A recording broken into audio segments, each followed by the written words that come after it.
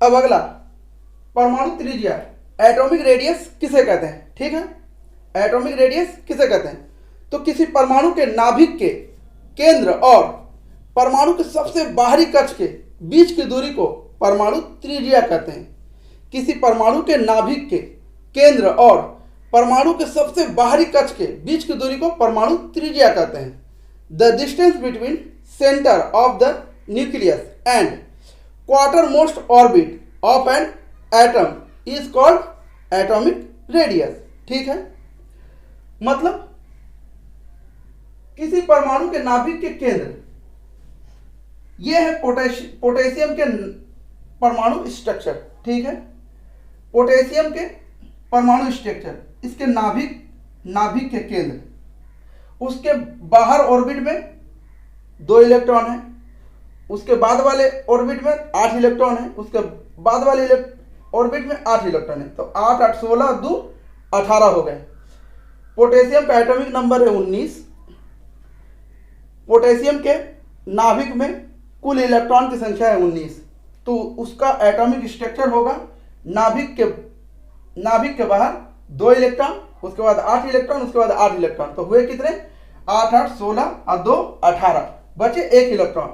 तो पोटेशियम के बाहरी कक्ष में 1 इलेक्ट्रॉन है। ठीक है, उसे स्टेबल होने के लिए 17 और इलेक्ट्रॉन की जरूरत है, या फिर एक बाहरी कक्ष में जो 1 इलेक्ट्रॉन है उसे त्याग देने की आवश्यकता है। ठीक है, तो बोल रहा है कि किसी परमाणु के नाभिक के केंद्र, ये जो नाभिक का केंद्र है, यहां से परमाणु के सबसे बाहरी कक्ष, ये परमाणु के सबसे बाहरी कक्ष के बीच की दूरी को, ये बाहरी कक्ष के बीच की दूरी, यहां से लेके इस कक्ष के बीच की दूरी को परमाणु त्रिज्या, एटॉमिक रेडियस कहते हैं। ठीक है, the distance between centre of the nucleus and quarter most orbit of an atom is called atomic radius. ठीक है, तो इसके नाभिक के सेंटर से बाहरी कक्ष के बीच की दूरी को एटॉमिक रेडियस, परमाणु त्रिज्या कहते हैं। ठीक है, तो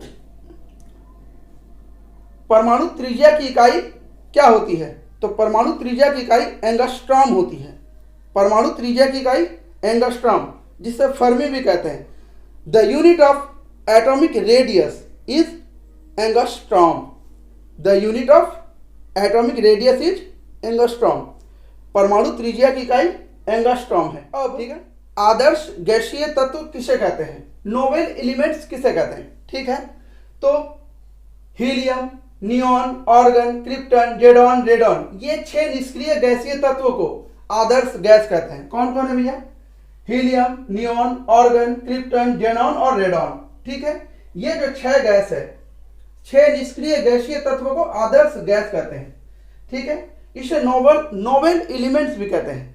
ठीक है, इन 6 गैसों को नोबेल एलिमेंट्स कहते हैं। ठीक है, ये अन्य तत्वों से रासायनिक प्रतिक्रिया करने की कोई प्रवृत्ति नहीं रखते। ये अन्य तत्वों से रासायनिक प्रतिक्रिया करने की कोई प्रवृत्ति नहीं रखते। ये जो 6 गैस हैं, इसे आदर्श गैस कहते हैं, निष्क्रिय गैस कहते हैं।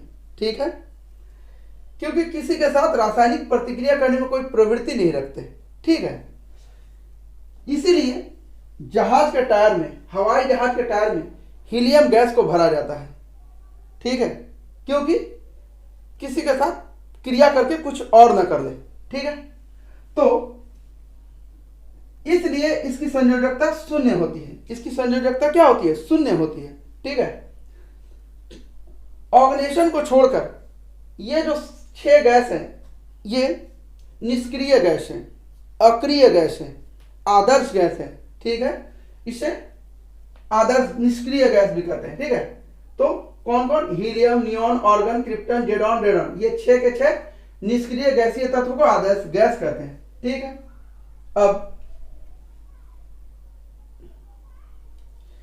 जैसे हीलियम के एटॉमिक नंबर है 2, उसके न्यूक्लियस में 2 इलेक्ट्रॉन है। ठीक है, 1 2। ठीक है, चाहिए कितनी? उस बाहरी कक्ष में कितने इलेक्ट्रॉन की जरूरत है? 2, और है कितने? 2। ठीक है, न लेना है न देना है, तो ये क्या है? निष्क्रिय है। इसको क्रिया करने की कोई जरूरत नहीं है, ठीक है। उसी तरह नियॉन है, नियॉन का एटॉमिक नंबर है 10, उसके एटम के अंदर कुल इलेक्ट्रॉन की संख्या है 10, तो पहले वाले ऑर्बिट में 2 इलेक्ट्रॉन रह जाएगा और उसके बाहरी वाले ऑर्बिट में 8 इलेक्ट्रॉन रह जाएंगे, तो 8 और 2 कितने हुए 10, ठीक है। तो इनको न इलेक्ट्रॉन देना है न इलेक्ट्रॉन लेना है, ठीक है। तो ये क्या है, निष्क्रिय है। ये क्या, स्टेबल कंडीशन में, हीलियम स्टेबल कंडीशन में, नियॉन स्टेबल कंडीशन में, ऑर्गन स्टेबल कंडीशन में, क्रिप्टॉन स्टेबल कंडीशन में, जेनॉन स्टेबल कंडीशन में, रेडॉन स्टेबल कंडीशन में, ठीक है। इसलिए निष्क्रिय गैस है, ठीक है। इसे आदर्श गैस भी कहते हैं, अक्रिय गैस भी कहते हैं, ठीक है।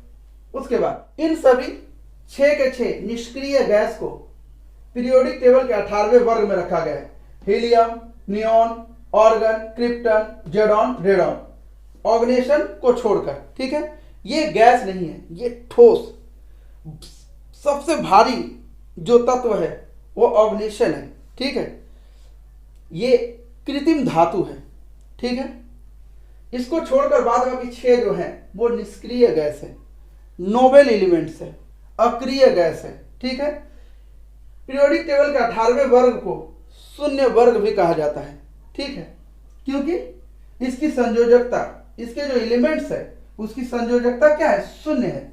इसलिए पीरियोडिक टेबल के 18वें वर्ग को शून्य वर्ग भी कहा जाता है, ठीक है।